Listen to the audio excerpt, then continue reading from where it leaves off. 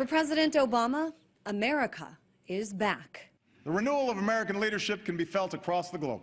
That leadership, though, not strong enough to win over China or even traditional allies like India, South Korea, and Japan, who won't follow Americans' lead when it comes to cutting Iranian oil out of the market. From the blows we've dealt our enemies to the enduring power of our moral example, America is back. One question, who exactly looks to America as a moral example? Internationally, many are actually outraged at America, especially after a decision made about the U.S. Marine who led his men on a shooting rampage in Haditha in 2005 that killed 24 civilians. His punishment? A lowering of his rank, a cut in pay, and no jail time. I was expecting that the American judiciary would sentence this person to life in prison so that America could show itself as democratic and fair.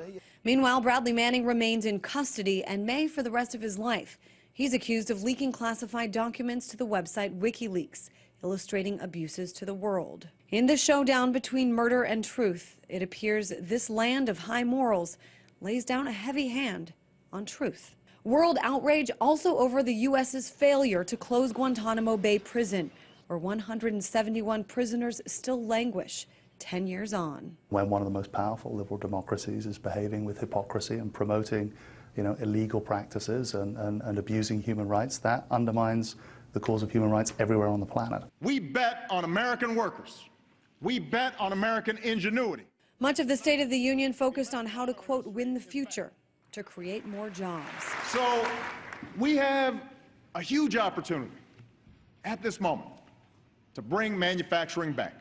It's a great goal, though on his watch, several manufacturing plants have shut down.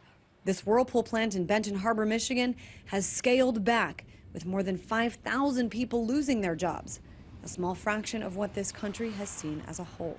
Well, Barack Obama doesn't understand that the reason the jobs are leaving is because politicians like him have pursued policies that have chased them out. So this shows a comparison between the U.S. and China. This is purchasing power parity and the GDP. And it shows that the Chinese economy will expand from $11.2 trillion in 2011 to $19 trillion in 2016. Meanwhile, the size of the U.S. economy will rise from $15.2 trillion to $18.8 trillion. That would take America's share of the world output down to under 18%, the lowest in modern times. China's would reach 18% and will most likely continue to grow. Optimism and strength must be at the forefront for the president. For any president, really. It is, after all, an election year. Anyone who tells you that America is in decline or that our influence has waned doesn't know what they're talking about. Christine Frizzell, RT.